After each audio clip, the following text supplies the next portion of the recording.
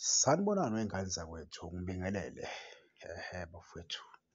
Nayi i-line-up engasifaka kuma-semi-final we-Nedbank Cup uMgqibelo ngo-6 ntambama. Bafowethu, if teams zosebenzisa le-line-up le singaya phakathi. Epaleni soqala ngayo uVuma ngoba ushaye i-clean sheet emuva emapaleni akhe azange angene egoli kule game esibuya kuyona eMagesi, noma kungazange kube shot on target amaningi abhekiswe kuye, kodwa nje kuwukuthi-ke usebenzile azange angene egoli, silokhu sikubongayo. Unamba 2 wethu-ke sizodlalisa-ke uSolomon. Ngi-prefer-a uSolomon ngoba ama-cross akhe mahle kakhulu, mahle kakhulu, mahle kakhulu and uyashesha ukubuya, uyakwazi ukukhava i-distance ukundlula uFroster. Sibuye size-ke la emuva ama-defender wethu kube uMiguel.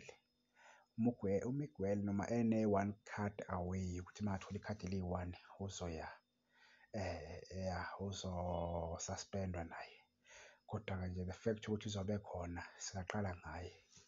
Size-ke ngoMsimanga uDokley ngoba ezobe engekho uDokley njengoba nazi ukuthi bene-injury kodwa asiboni ukuthi angavele abuye ajampe mawukuthi uzobe khona, kumele beqhubeke ngayo uMsimanga, beqhubeke ngayo uMsimanga ngoba vele i-game enzima le kumele siyiwine.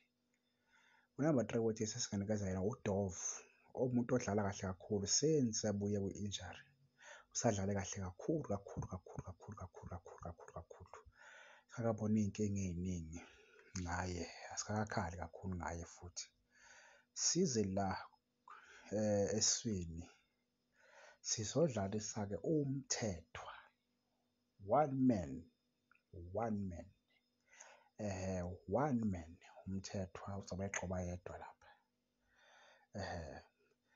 Sibuye sithi esayidini kube uLilepo njengoba nimaziyo uLilepo bafowethu uyakuthanda lela sayidi, uthanda ukungena ngalo kakhulu, uthanda ukushaya ama-cutback pass, injalo indaba. Sibuye-ke size la kuma-forward ethu kube uCele, uCele azoyibanga nawo uSerino engicabanga ukuthi bayoshaya i-double 10 bobabili, boshaya i-double 10.